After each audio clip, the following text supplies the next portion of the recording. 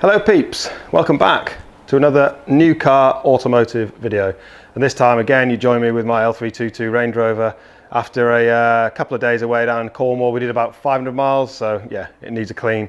So in this vid we're going to give it a wash, a much needed wash because I don't think it's been done for about 3 days. So yeah, so we're going to do a little bit of an update with this car, what it's been like to own it for the past few months, any issues that may have arisen, and give it a much needed clean. Yeah, it's filthy, it doesn't really look it there, but when you get it out in the daylight, and yeah, there's mud everywhere. We've been off-roading a little bit the last few days in some fields, more on that later. But yeah, so this vid we're going to do a little update and give the old girl a clean. So let's take this seriously. How many issues have I had with this thing?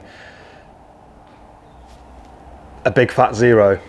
Zero issues. Like I say, we've just come back from a pretty decent trip away, I think, 500-mile round trip down to Cornwall and back. Stick it on the cruise control at 70 mile an hour tops and it just sits there beautifully. Yeah, no issues. I had a bit of a handbrake binding, not binding, but rubbing sort of issue, I guess, but I it just needs some new shoes in the back and some new little locator bolts, but it's just wear and tear really. It's rusted out a little bit. It's just a couple of days ago sailed through its MOT with a couple of advisories, so it's always a bit of a clenchy bum moment, MOT and something like this. so when it came round to it, I was just like, here we go, what's going to happen? But luckily we've got spider on my cat. We've got Highfield MOTs right opposite, who are owned by Litchfield. So we've got Terry in there, who's the tester, and yeah, kind of flew through. He was saying it's good truck really. Couldn't believe how clean it was. So yeah, there is a couple of little advisories on it, but on the whole, really not surprised, but kind of just relieved that it kind of hasn't given me any hiccups as of yet, fingers crossed. I've got my iCar Soft scanner, so if anything does arise, I can always scan it and go from there. But yeah, so living with a 20-year-old Range Rover L322 is completely doable. I got this for an absolute steal. Like I said in some of my previous videos, it basically probably owes me like 1,500 quid max, 1,300 quid maybe. I don't know what that is in dollars, maybe what, $1,700, $1,800. So yeah, if you go back to 3 or 4 videos previously, it'll obviously there's a video there of me acquiring this and the condition it was in. So it had the wrong wheels, chrome everywhere, duct tape on the mirror covers, so I've got brand new second-hand ones of those. Had chrome on the door handles, so I've still yet to get the Adriatic blue door handle covers. Failing that, I might just spray them, I don't know yet. It had chrome side gills. I've since painted them to try and sort of spruce them up, so it's colour matched-ish. I quite like it, it just takes you off the chrome. I was going to get the original grey to match the grille, so I still might do that. But for the minute I just wanted to get rid of the chrome. Tints have gone, horrible wind deflectors have gone, and I'm loving it. Loving ownership of another L322. Their the 3-litre TD6 M57 BMW engine is, I want to say, a little bit underpowered for this type of, like the weight and the size. I know they go in BMW X5s, but I just I feel as though it's obviously my previous TD V8 was just way more powerful. It's all right up around 3,000 when you start getting going around, when the turbo kicks in, and it's single turbo. Obviously the TD V8 was a twin turbo, so I've come out of that into this. A few cars in between. It's obviously a little bit on the agricultural side, but it's still a dream. It's still really nice to drive. It's silky smooth. Box is brilliant. I know the GM gearbox gets quite bad rep, but mine's been brill. Yeah, it's there's no issues there whatsoever. And if it does break, I'll fix it because it doesn't really owe me anything. So it's still cheap motoring, and when it's clean, so we'll get to that in a minute, we'll get outside and give it a clean. When it's clean, it doesn't look like a £1,500 car, you know, it could still hold its class up and in the range of, you know, the higher end SUV market. But I love them, it's brilliant. We had the double airbed in the back, so my other half Annie and our little one was in the back of this, and I was in the tent with our other little man, and it's brilliant. Yeah, it's great, wafting around the Cornish lanes. So I have, yeah, there's a couple of little added scratches, but now it's coated, it's nowhere near as bad, you know. There's a couple of little ones I've seen, but yeah, we'll keep on top of that. So let's, without further ado, give it a much needed clean. Let's do it. So just before we do get to the juicy part of the clean, it does get taken off-road, people. I do use this car, although I do have an OCD about keeping it clean. It's still a usable car. It just means, obviously now it's ceramic coated, it is going to be a hell of a lot easier to clean. So we went to a field last night. I'll give you a little bit more info on that in a few more videos, but yeah, it's a bit dirty. Coming around the back, obviously we're down some dusty lanes in Cornwall, so yeah, it does have dust. That's loose. And yeah, I may or may not have reversed into a road sign. My rear sensors work when they want. Yeah, so we've got a lot of dirt on there, loads of bee poo, nice sun cream marks from the kids getting in and out of the car. A couple of little added scratches here and there, but it's yeah, it's used. It's my daily.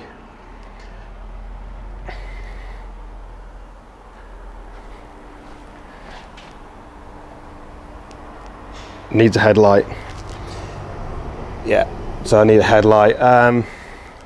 Still got a list as long as my arm of things to do to it. I want to get some all-terrain tyres on it. They're not bad, they've still got a bit of life left in them, but I wouldn't mind getting some all-terrains on and maybe just beefing it up a little bit. The headlining, obviously it's 20 years old. The headlining needs redoing because it's sagging, so that's a good job on the list. Other than that, a few mud marks on the seats from the kiddos, but it does clean up really well. Yeah, like I say, the headlining needs redoing. It's sagging in places, so that'll be a good job to get done. But considering this car's 20 years old, and it has been fairly well used, obviously steering wheel, I wouldn't mind getting a new one of them at some point as well. But yeah, it's 20 years old, people. Look at it, it's great. Yeah, it has some wear and tear here and there. Leather's obviously seen better days, but these clean up nicely. What else to report? Yeah, 175,000 miles, I think it is. 175,000 miles. So it's up there in the mileage, which is good. It needs a little bit of lacquer peel sorting on the roof.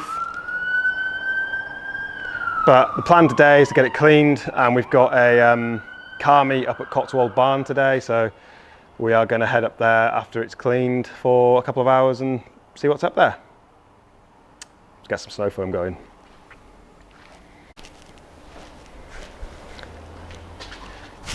You watch, I bet it doesn't start now.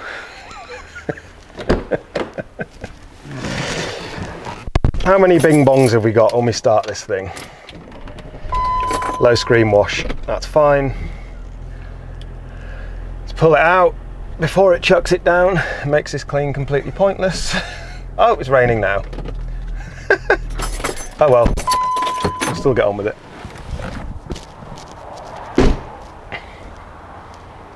Yeah, I don't know what the weather's going to do. Let's have a look. Yeah, who cares? We'll give it a clean. Yeah, I've got definitely an obsession with moving cars on when I get bored of them, but with these Range Rovers, it doesn't really, I don't really ever get that urge. It's a bit bizarre. Anyone that knows me knows that I switch cars, well, I haven't been known to switch cars a fair bit. But yeah, it just doesn't really... Oh, I need to stick my E back on. I've got an E up here somewhere that needs to go back on that fell off. So that's a massive problem. These blaming Range Rovers are always going wrong. So that needs to go back on. I might do that in a minute actually. Stick that back on in this video. It'll be exciting for you lot, won't it? So first things first, let's get the wheels done and we'll move on to the bodywork.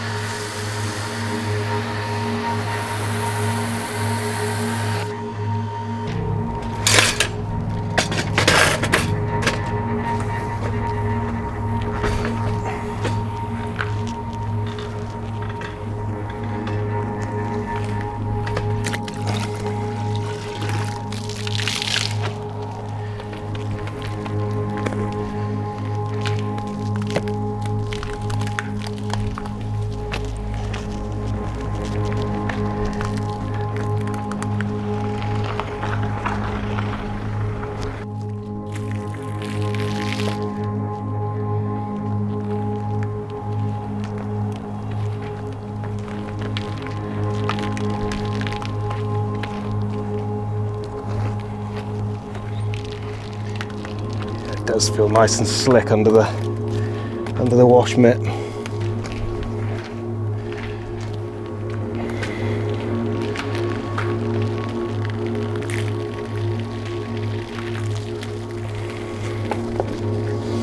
Yeah, I'll put that E back on in a minute, I think. Is that cleaned off?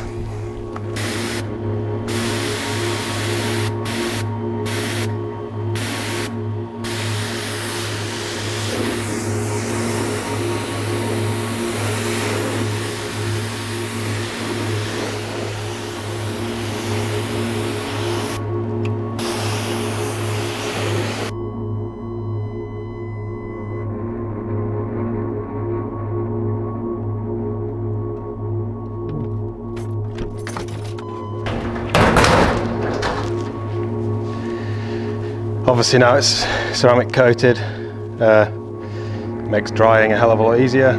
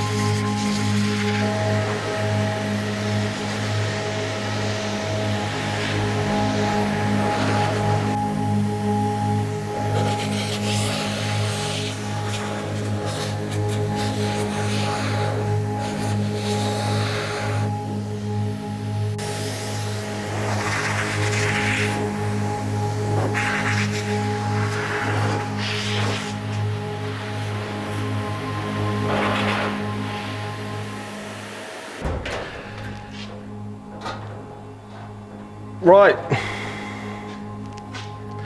let's get this thing some detail spray on it and dress the tyres a little bit, do the glass, and then she's ready to get dirty again.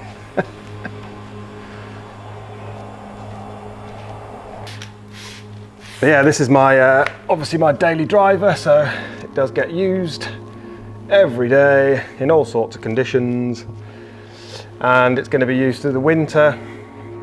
The plan is to get some decent all-terrains on it, beef it up. Yeah, you know, parts are readily available for these cars as well, which is good. A lot of people breaking them. So yeah, like I said, I do need a few little bits for this to make it really good.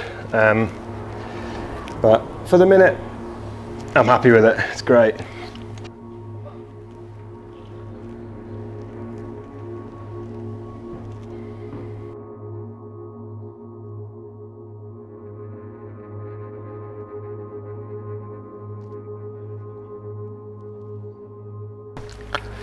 So we are ticking off the list, things off the list, slowly but surely. Got our little badge back on, so it now says Vogue instead of Vogue. Get all this glass cleaned up, and then that's it. Till the next time it gets filthy. So anyone debating about getting one of these things, just do it. You only live once. Make your own mind up when you own it. Don't let anyone else dictate to you what's good and what's bad about these cars, because in my opinion, an ownership, it's been brilliant. Obviously you're going to have hurdles along the way, but you will with any car. I mean, you see the amount of modern, I mean, even driving back from Cornwall the other day, you see the amount of modern cars that are broken down on the side of the road now.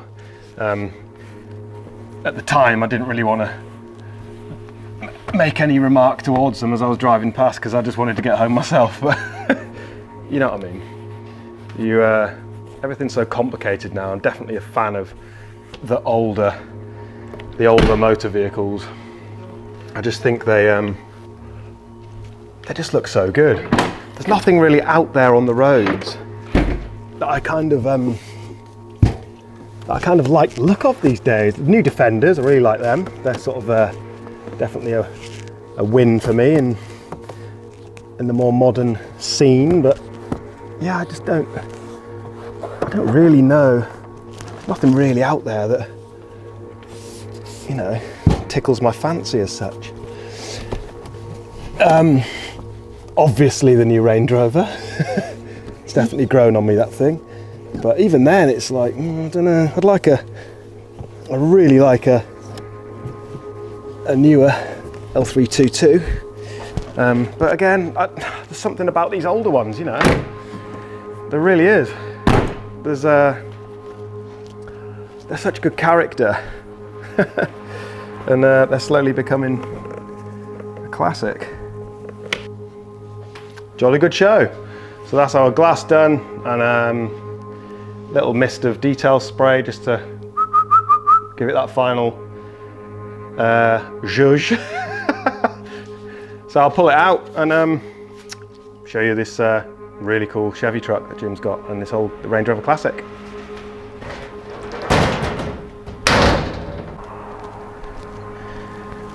Look at this thing, ladies and gents. Oh my God.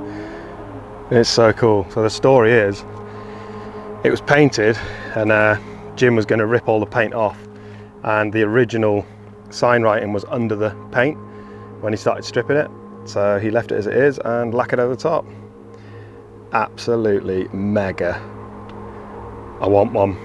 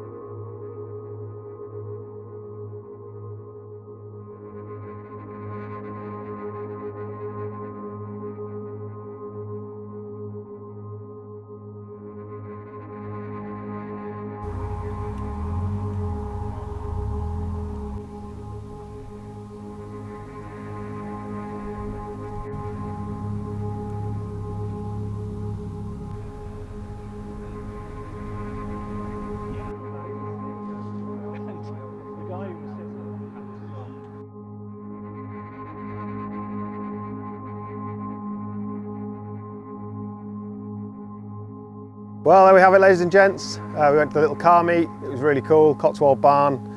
There's some epic motors there, a lot of cool cars from Lichfield. Yeah, Jim's cool old truck was there. Yeah, it was quite nice having the Range Rover parked up and a few people looking around it, and I think it had its place there. You know, they're a classic shape, the L322. So yeah, that's it for this instalment, guys. Thanks so much for watching. I'm going to head down to the field down here and watch the sun go down because it's really nice. So we'll get some shots of that. But yeah, see you in the next one. Adios.